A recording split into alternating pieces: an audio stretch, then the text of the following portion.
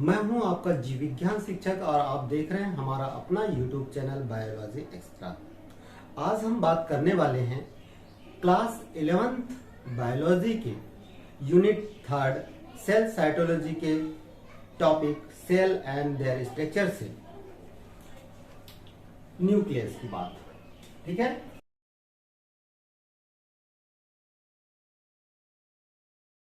आज हम बात करने वाले हैं, हम अध्ययन करने वाले हैं न्यूक्लियस की, या जिसे हम कहते हैं केंद्रक।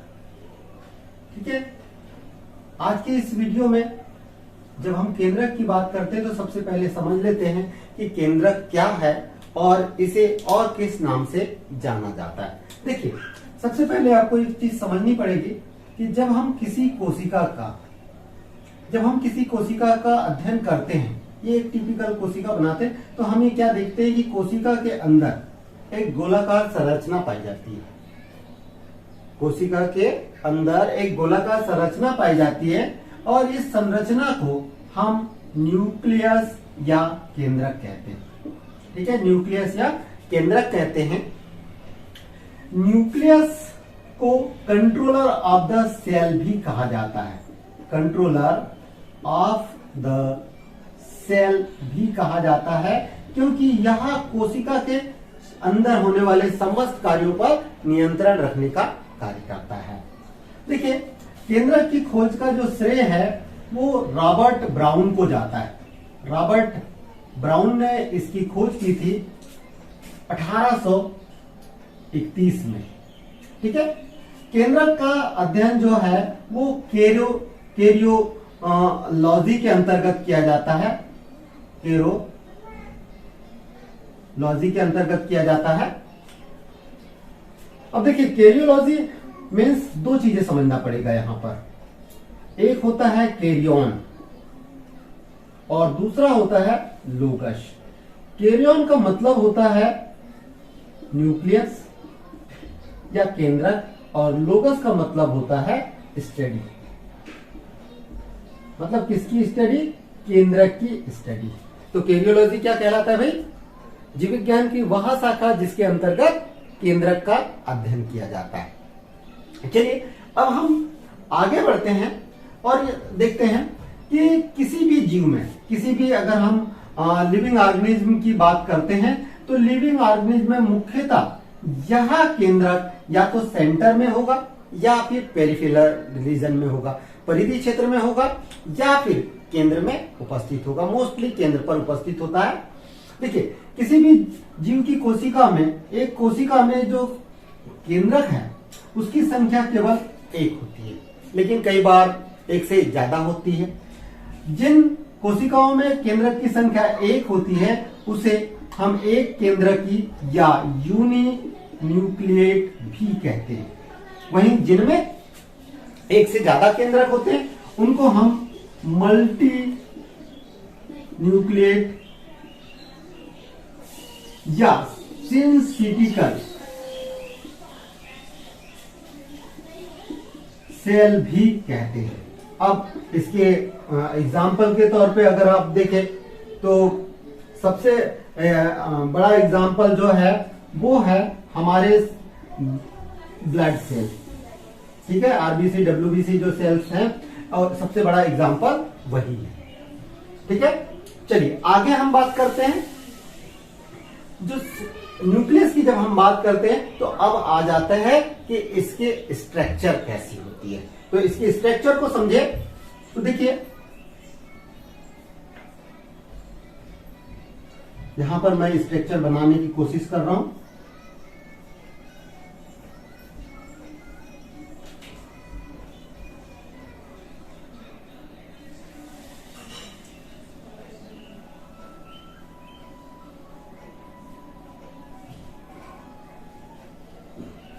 इसके स्ट्रक्चर की बात करें, स्ट्रक्चर में यह गोलाकार संरचना के रूप में पाया जाता है और इस केंद्रक में सबसे बाहर की ओर एक डबल लेयर्ड द्विस्तरीय एक झिल्ली पाई जाती है जिसको कि न्यूक्लियर मेम्ब्रेन कहा जाता है।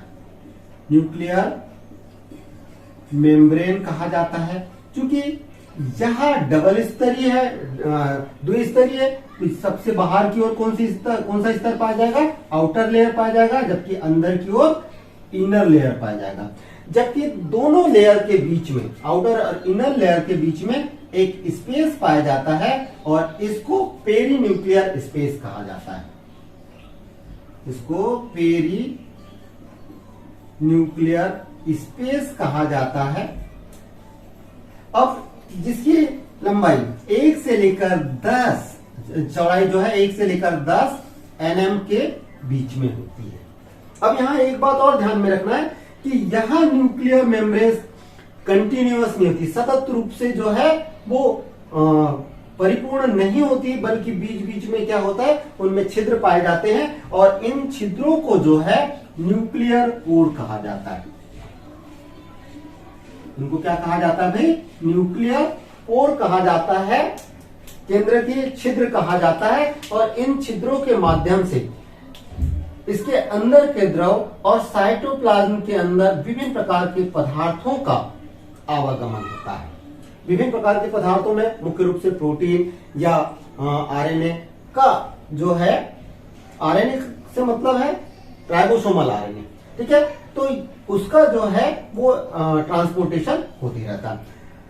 इस न्यूक्लियर मेम्ब्रेन से इंडोप्लाज्मिक रेटिकुलम जुड़ी हुई होती है और इस इंडोप्लाज्मिक रेटिकुलम के ऊपर राइबोसोम लगे होते हैं।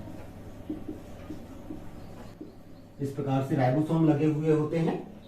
अगर अब आगे हम बात करें तो इस मेम्ब्रेन से अंदर की ओर यहां पर लिक्विड भरा हुआ होता है, ठीक है, यहां पर एक द्रव भरा हुआ होता है और इस द्रव को न्यूक्लियोप्लाज्म कहा जाता है।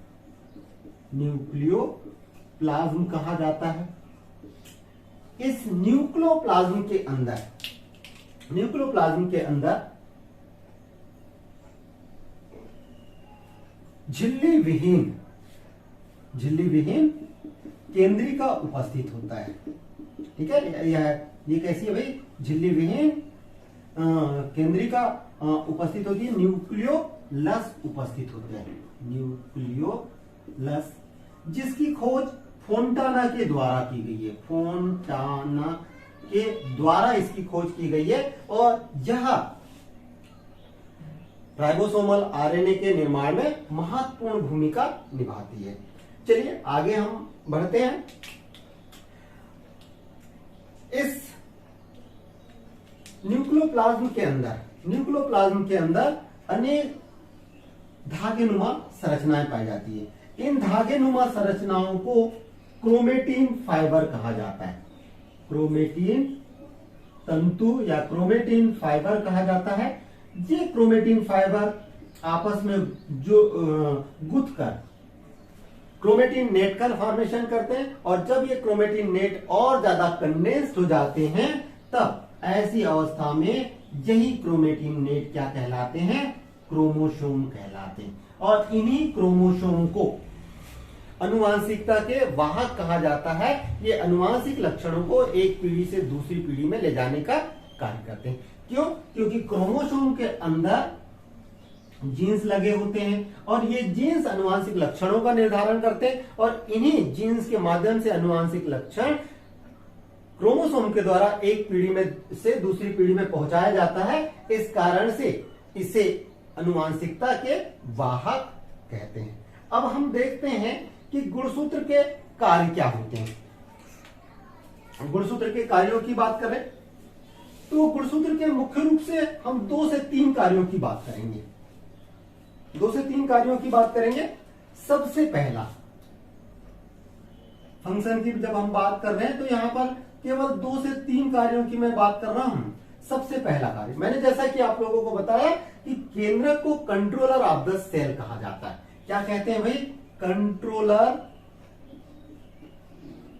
ऑफ द सेल, कोशिका का नियंत्रण कक्ष कहा जाता है। क्यों? क्योंकि यहां कोशिका के समस्त कार्यों पर नियंत्रण रखता है। तो पहला काम क्या हो गया कि यहां कोशिका के समस्त कार्यों पर नियंत्रण रखने का कार्य करता है।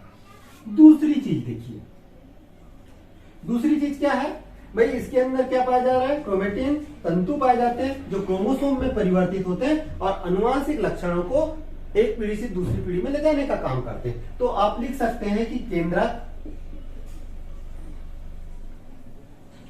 गुणसूत्र के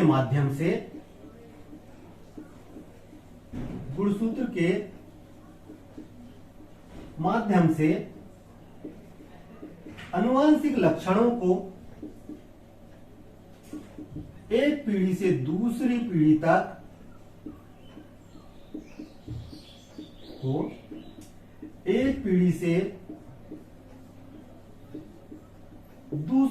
तक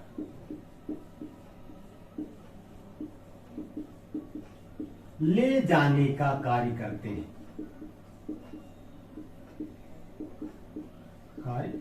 अब तीसरा महत्वपूर्ण कार्य देखिए, ज्यादा कार्य नहीं, केवल 2 से 3 कार्य की बात किया था मैंने।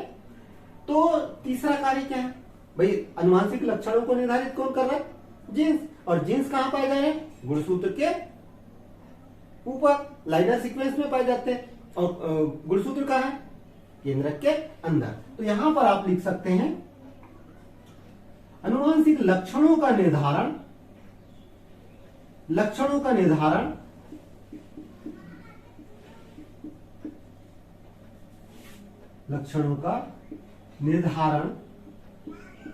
करने का कार्य